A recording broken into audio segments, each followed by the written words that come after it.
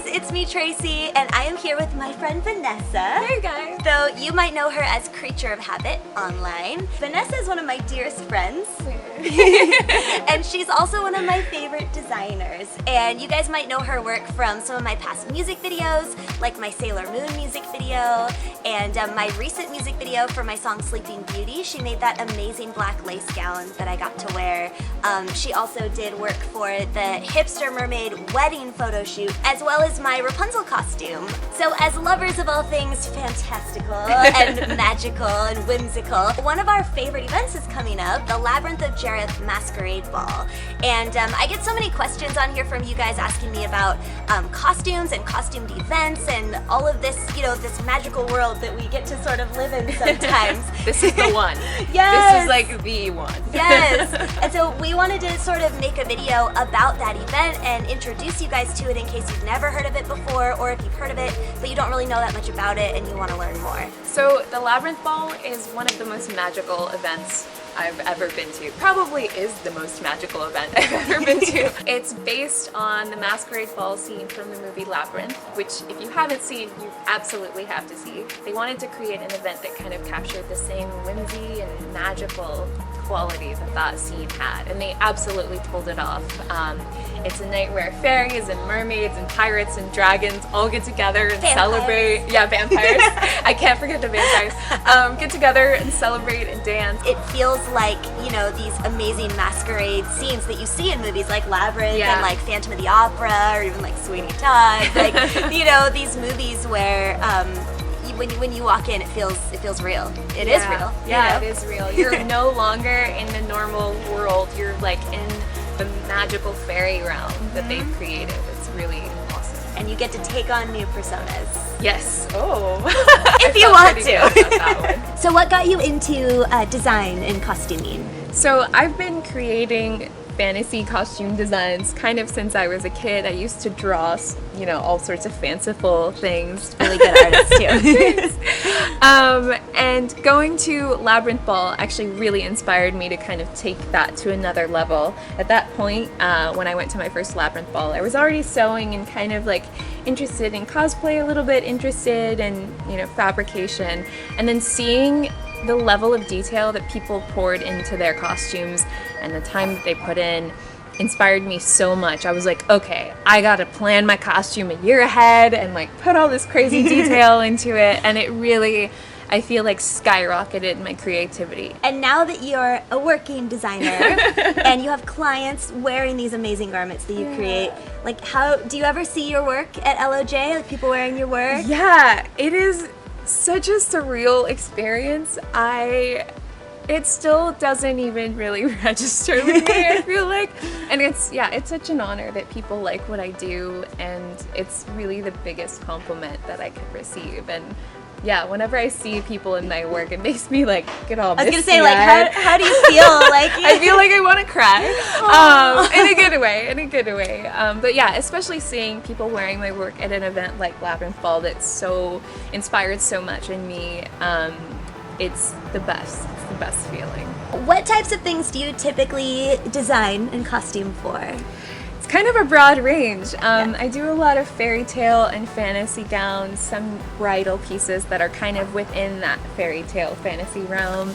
I've done work in editorials and like styling. I created a couple original pieces for Sanrio and kind of did like again, fairy tale sort of fantasy element. And I've also done cosplay designs for people also, but I always like to put my own, case in point. I also like to put my own kind of spin on it, which you know. And you also transform yourself I do a little sometimes. bit. Vanessa is an amazing model. She models her own work as well as other people's work. Yeah. And so I wanted to sort of ask you about that and how those two worlds connect and how you sort of merge that. It kind of wasn't something that I set out to do intentionally. It kind of just evolved.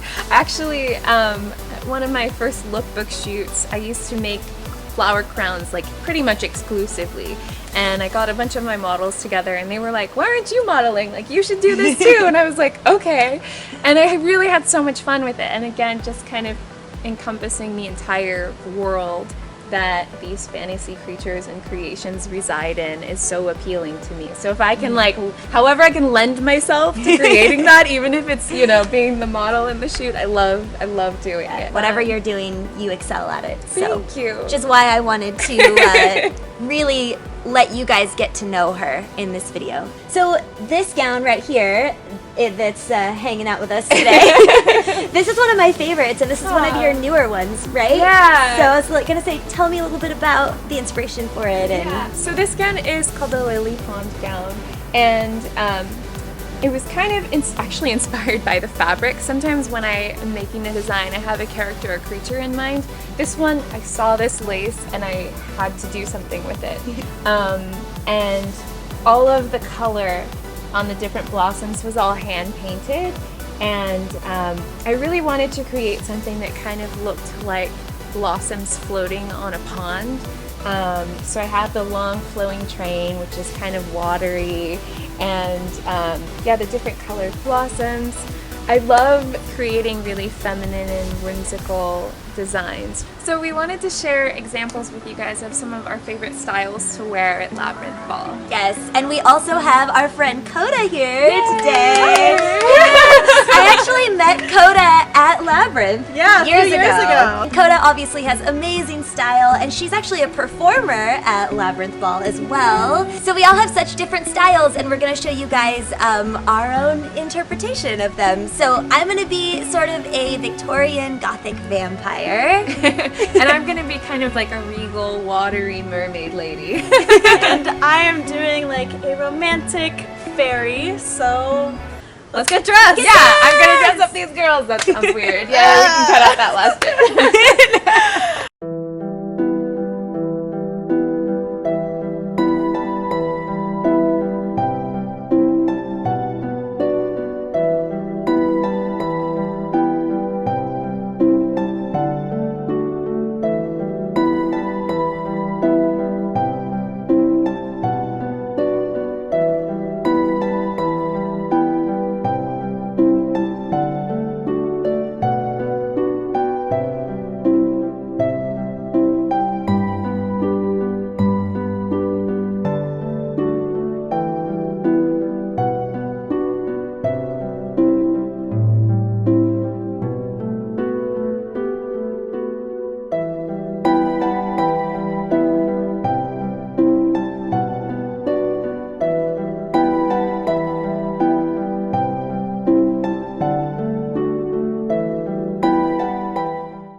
I hope this inspires you guys to have fun transforming into a magical creature of your own choosing, or a fantastical version of yourself.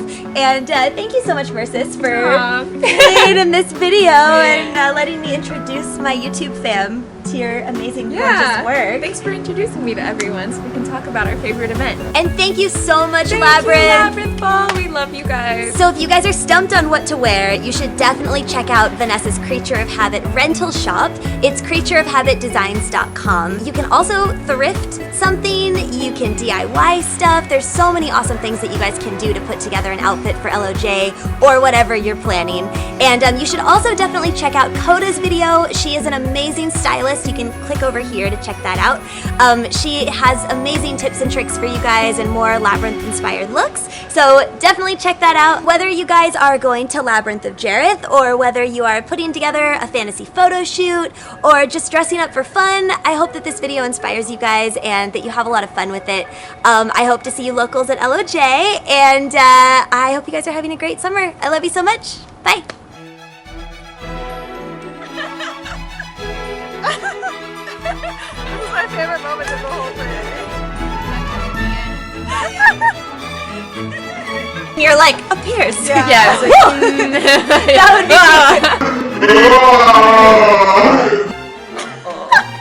You're welcome. I always get like the best footage. You are I always welcome. start at just the right time. we don't even need the actual video content. We just need this. Just ignore the camera. We're I can sing songs.